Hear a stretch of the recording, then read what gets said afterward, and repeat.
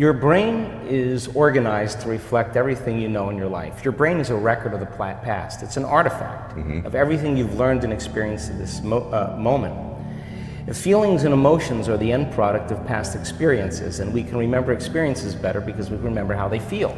So most people wake up in the morning and they start remembering all their problems, and those problems are connected to certain people and certain things at certain times and places. The moment they start thinking about those problems, they're thinking in the past. Those problems have an emotion associated with them, and the moment they start feeling those emotions, the body, as the unconscious mind, doesn't know the difference between an experience that's creating an emotion and the emotion the person's fabricating by thought alone. Now, thoughts are the language of the brain, and feelings are the language of the body. And how you think and how you feel creates your state of being. So most people's entire state of being, when they start their day, is already in the past. So you have a choice. The choice is you're either defined by a vision of the future or you're defined by the memories of the past. And when you decide to say, okay, I'm going to change, and you decide one thing: I'm not going to eat this food, I'm going to wake up earlier, I'm going to do something aerobic, I'm not going to have sugar after 6 o'clock, whatever it is, the person, whatever choice a person makes. The moment you make a choice to do something differently, and the hardest part about change is not making the same choice as you did the day before, get ready, because it's going to feel uncomfortable. It's going to feel unfamiliar. There's going to be some uncertainty and unpredictability, and that's the moment the game is on. Yes. So then most people, their body has been conditioned emotionally to be the mind.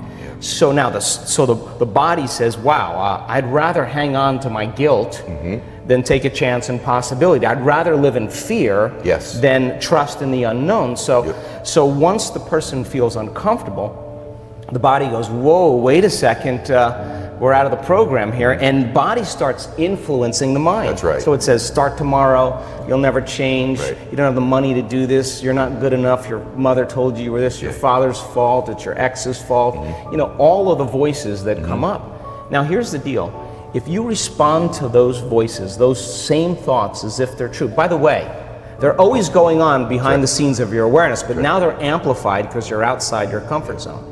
You believe in that thought's going to lead to the same choice, which is going to lead to the same behavior, which is going to create the same experience and produce the same emotion, and the person's going to say, this feels right. No, that feels familiar. Going from the old self to the new self is a neurological, it's a biological, it's a chemical, it's a hormonal, it's a genetic death of the old self. And people will say to me, in that void, in that unknown, I can't predict my future. And I'll say to them, the best way to predict your future is to create it. Not from the known, but from the unknown. I love it. So close your eyes now and think about that vision.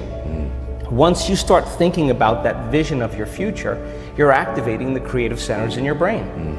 And naturally, you begin to think about putting yourself in the scene. Yes. And the act of doing that, when you're truly passionate and truly present, the moment you're defined by that vision, when the thought in your mind becomes the experience, you begin to feel the emotion of the event before it's made manifest. Now, you're giving your body a sampling, a taste of the future.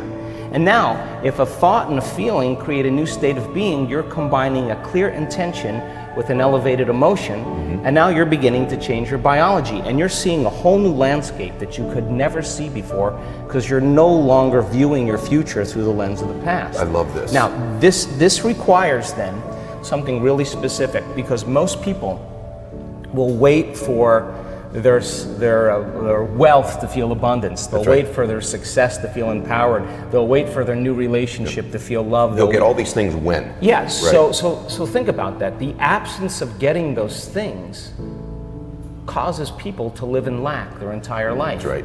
And so they're waiting for something outside of them to change how they feel inside of them. And if they're not creating a new life, then they're not applying the proper principles, then they keep all their manifestations, all their dreams at arm's length. Well, think about this. If you get up feeling gratitude, if you get up feeling empowered, if you get up feeling whole, if you get up feeling unlimited, why would you worry about whether it was going to come or not? You would feel like it already happened.